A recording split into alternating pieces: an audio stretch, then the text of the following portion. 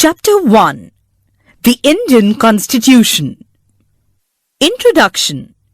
In this chapter, we are going to begin with football, a game many of you have probably heard of or even played. As the name suggests, this is a game that involves the player's feet. According to the rules of football, if the ball touches the arm of any player except the goalkeeper, then this is considered a foul. So if players start holding the football in their hands and passing it around, then they are not playing football anymore. Similarly, other games such as hockey or cricket also have rules according to which they are played. Each of these rules helps define the game and helps us distinguish one game from another. As these are fundamental to the game, we can also call them the constitutive rules of the game. Like these games, a society also has constitutive rules that make it what it is and differentiate it from other kinds of societies. In large societies in which different communities of people live together, these rules are formulated through consensus. And in modern countries, this consensus is usually available in written form. A written document in which we find such rules is called a constitution. We have looked at the Indian Constitution in classes 6th and 7th in our social and political life textbooks. Have you ever wondered why we need a constitution? Or been curious about how the Constitution got written or who wrote it? In this chapter, we will discuss both these issues and also look at the key features of the Indian Constitution. Each of these features is crucial to the working of democracy in India, and some of these will be the focus of different chapters in this book. Why does a country need a constitution? Today, most countries in the world have a constitution. While all democratic countries are likely to have a constitution, it is not necessary that all countries that have a constitution are democratic. The constitution serves several purposes. First, it lays out certain ideals that form the basis of the kind of country that we as citizens aspire to live in. Or, put another way, a constitution tells us what the fundamental nature of our society is. A country is usually made up of different communities of people who share certain beliefs but may not necessarily agree on all issues. A constitution helps serve as a set of rules and principles that all persons in a country can agree upon as the basis of the way in which they want the country to be governed. This includes not only the type of government, but also an agreement on certain ideals that they all believe the country should uphold. The country of Nepal has witnessed several people's struggles for democracy. There was a people's struggle in 1990 that established democracy that lasted for 12 years until 2002. In October 2002, King Gyanendra, citing the Maoist uprising in the countryside as his reason, began taking over different aspects of the government with the army's assistance. The king then finally took over as the head of government in February 2005. In November 2005, the Maoists joined other political parties to sign a 12-point agreement. This agreement signaled to the larger public an imminent return to democracy and peace. In 2006, this people's movement for democracy began gaining immense force. It repeatedly refused the small concessions that the king made, and finally in April 2006, the king restored the third parliament and asked the political parties to form a government. In 2007, Nepal adopted an interim constitution. The above photos show scenes from the People's Movement for Democracy in 2006. Let us try and understand what we mean by this through two contrasting situations in the recent history of Nepal, a country that borders India on the north. Until quite recently, Nepal was a monarchy. The previous constitution of Nepal, which had been adopted in 1990, reflected the fact that the final authority rested with the king. A people's movement in Nepal fought for several decades to establish democracy, and in 2006, they finally succeeded in putting an end to the powers of the king. Now, the people have to write a new constitution to establish Nepal as a democracy. The reason that they do not want to continue with the previous constitution is because it does not reflect the ideals of the country that they want Nepal to be, and that they have fought for. As in the game of football, in which a change in the constitutive rules will change the game altogether, Nepal, by moving from a monarchy to a democratic government, needs to change all its constitutive rules in order to usher in a new society. This is why the people of Nepal are in the process of writing a new constitution for the country. The caption alongside elaborates Nepal's struggle for democracy. Nature of political system. The second important purpose of a constitution is to define the nature of a country's political system. For example, Nepal's earlier constitution stated that the country was to be ruled by the king and his council of ministers.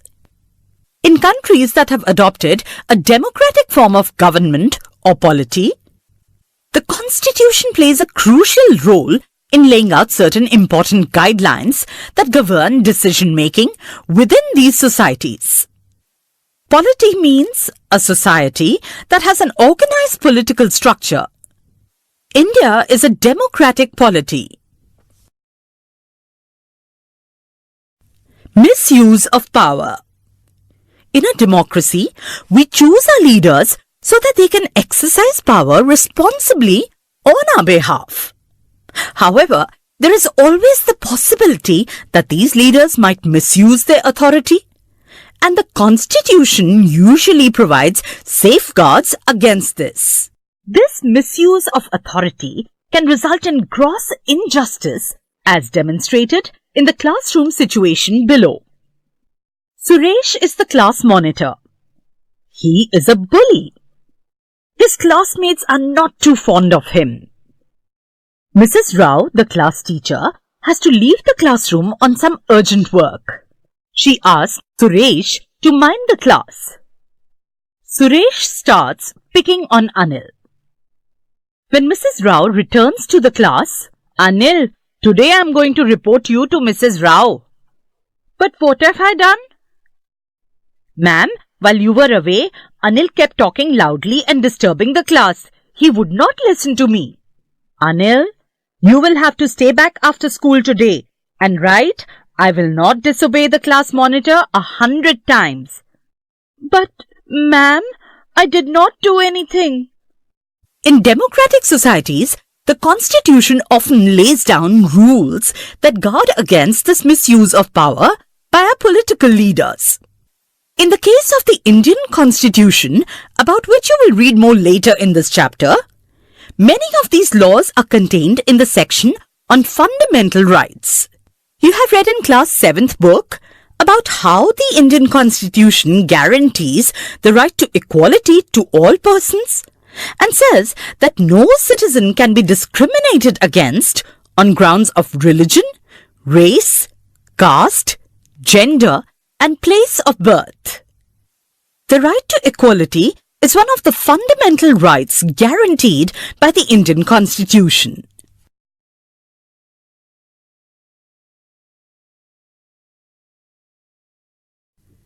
Tyranny of majority. Another important function that a constitution plays in a democracy is to ensure that a dominant group does not use its power against other less powerful people or groups. The storyboard below demonstrates one such situation in the classroom.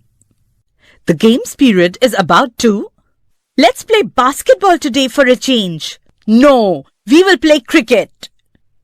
The teacher decides to settle the problem with a show of hands. Hee, we won! We won! Obviously, there are more boys in the class. We always have to do what the boys want. Ma'am should think of another way to make decisions so that our wishes are also heard. Such unhealthy situations can occur in democratic societies too, where a majority can continuously enforce decisions that exclude minorities and go against their interests.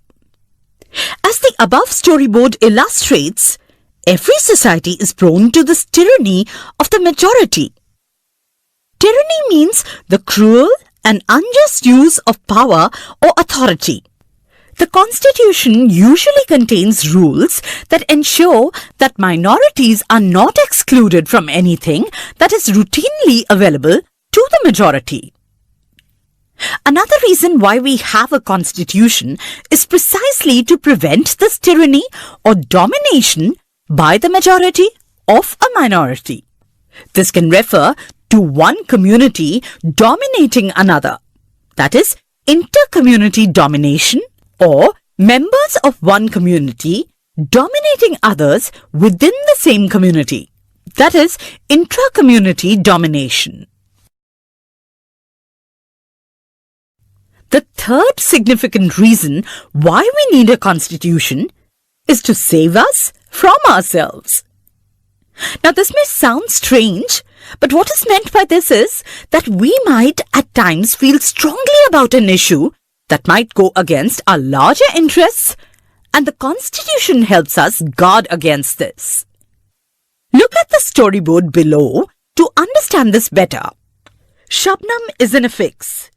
She has a decision to make. I have 2 chapters left to revise for tomorrow's test, but it's time for my favorite TV program. I'm dying to watch it. But if I do that, I won't have time to finish my revision. Shabnam, why are you looking so worried? I want to watch this TV program, but I have a test tomorrow.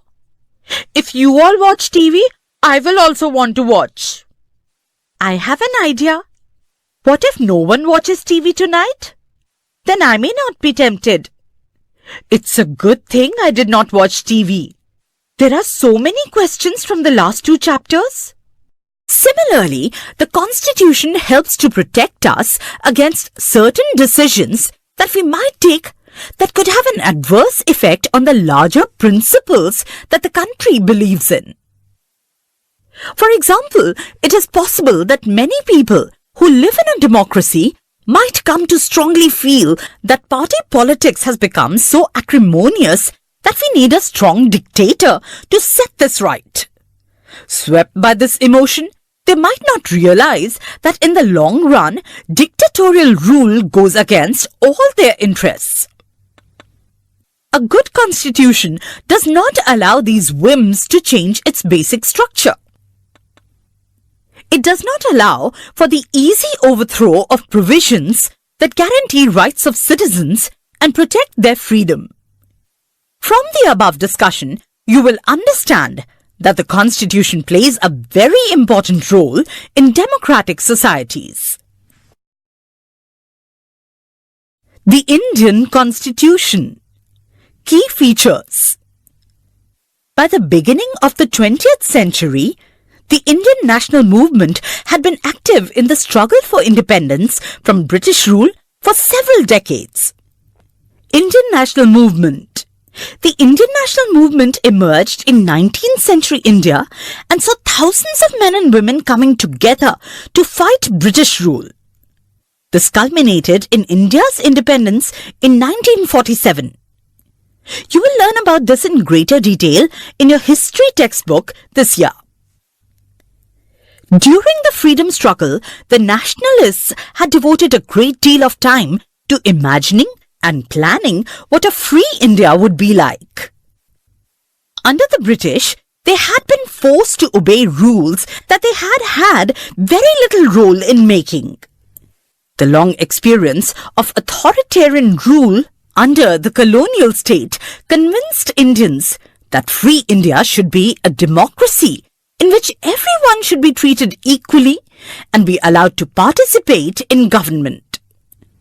What remained to be done then was to work out the ways in which a democratic government would be set up in India and the rules that would determine its functioning. This was done not by one person, but by a group of around 300 people who became members of the Constituent Assembly in 1946 and who met periodically for the next 3 years to write India's constitution.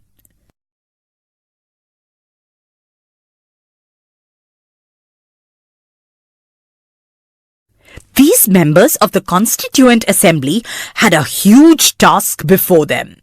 The country was made up of several different communities who spoke different languages, belonged to different religions, and had distinct cultures. Also, when the constitution was being written, India was going through considerable turmoil. The partition of the country into India and Pakistan was imminent. Some of the princely states remained undecided about their future, and the socio-economic condition of the vast mass of people appeared dismal. All of these issues played on the minds of the members of the Constituent Assembly as they drafted the Constitution. They rose to the occasion and gave this country a visionary document that reflects a respect for maintaining diversity while preserving national unity.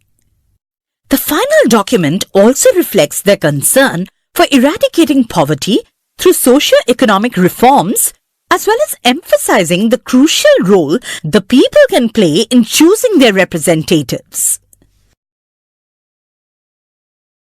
1. Federalism.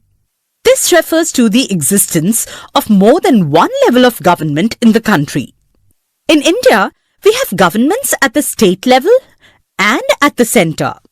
Panchayati Raj is the third tier of government. The vast number of communities in India meant that a system of government needed to be devised that did not involve only persons sitting in the capital city of New Delhi and making decisions for everyone. Instead, it was important to have another level of government in the states so that decisions could be made for that particular area. While each state in India enjoys autonomy in exercising powers on certain issues, subjects of national concern require that all of these states follow the laws of the central government. The Constitution contains lists that detail the issues that each tier of government can make laws on. In addition, the Constitution also specifies where each tier of government can get the money from for the work that it does. Under federalism, the states are not merely agents of the federal government, but draw their authority from the Constitution as well. All persons in India are governed by laws and policies made by each of these levels of government. 2. Parliamentary form of government. The different tiers of government that you just read about consist of representatives who are elected by the people. Your class 7th book began with the story of Kanta, who was standing in line to vote during an election. The Constitution of India guarantees universal adult suffrage for all citizens. When they were making the Constitution, the members of the Constituent Assembly felt that the freedom struggle had prepared the masses for universal adult suffrage, and that this would help encourage a democratic mindset and break the clutches of traditional caste, class, and gender hierarchies. This means that the people of India have a direct role in electing their representatives.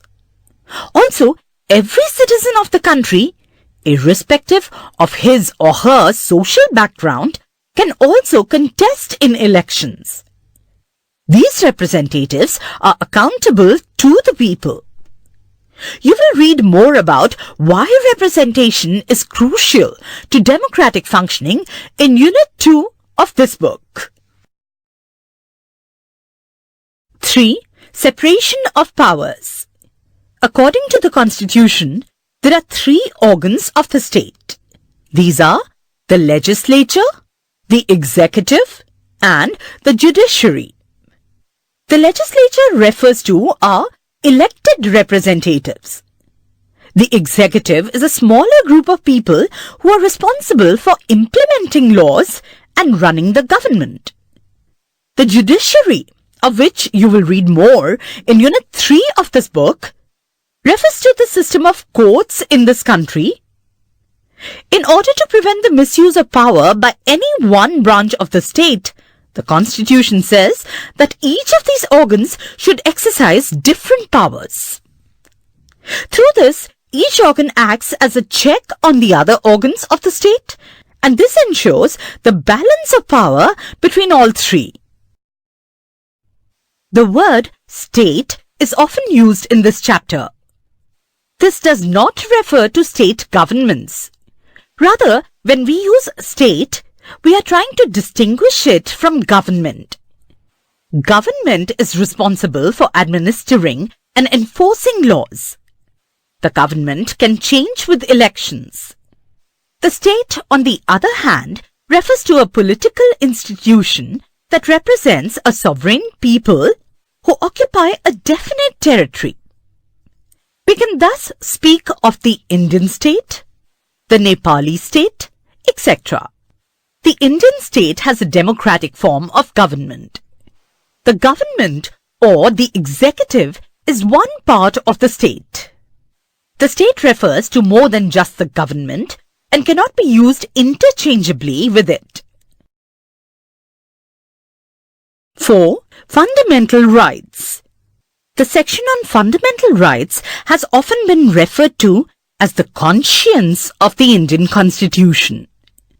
Colonial rule had created a certain suspicion of the state in the minds of the nationalists, and they wanted to ensure that a set of written rights would guard against the misuse of state power in independent India. Fundamental rights, therefore, protect citizens against the arbitrary and absolute exercise of power by the state.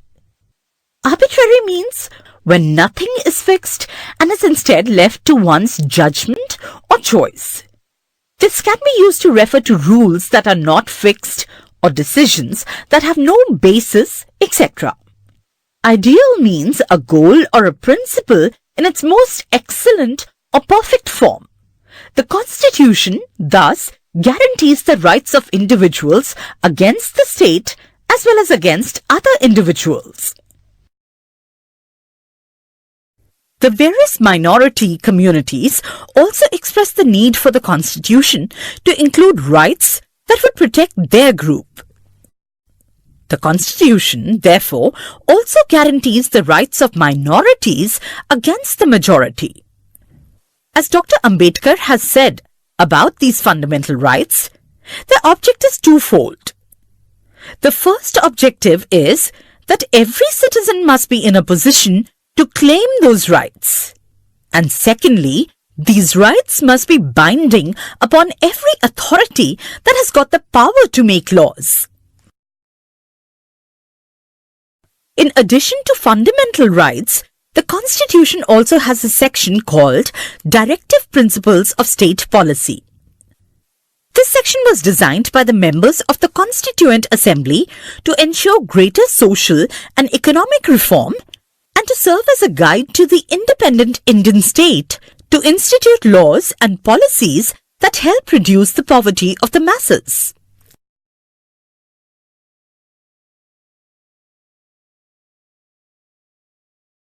The fundamental rights in the Indian Constitution include 1.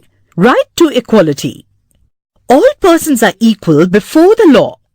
This means that all persons shall be equally protected by the laws of the country.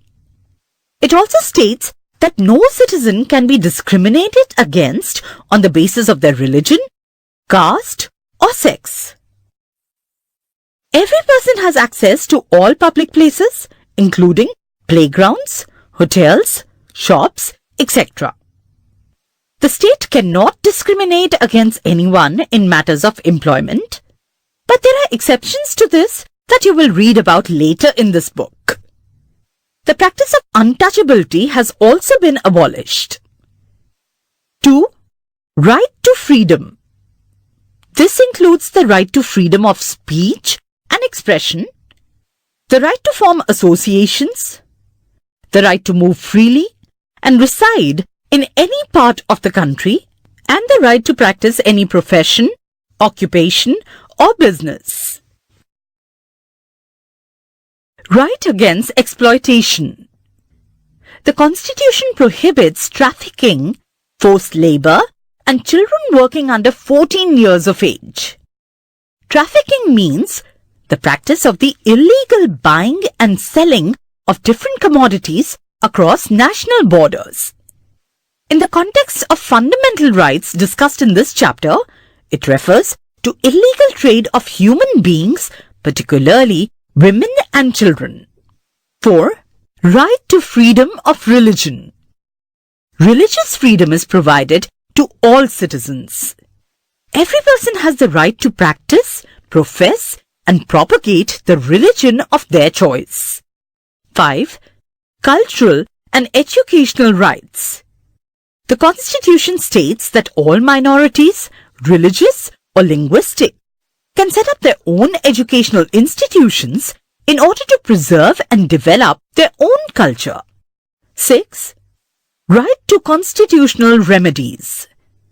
This allows citizens to move the court if they believe that any of their fundamental rights have been violated by the state. 5. Secularism. A secular state is one in which the state does not officially promote any one religion as the state religion. We will read more about this in the following chapter. You now understand the ways in which a country's history often determines the kind of constitution that a country adopts for itself. The Constitution plays a crucial role in laying out the ideals that we would like all citizens of the country to adhere to, including the representatives that we elect to rule us. Just like in the game of football, a change of constitutive rules will affect the game. Indian Constitution has been changed over the years to reflect new concerns of the polity. Often, a major change in the Constitution means a change in the fundamental nature of the country. We saw this in the case of Nepal and how it needs to adopt a new constitution after it has recently become a democratic society.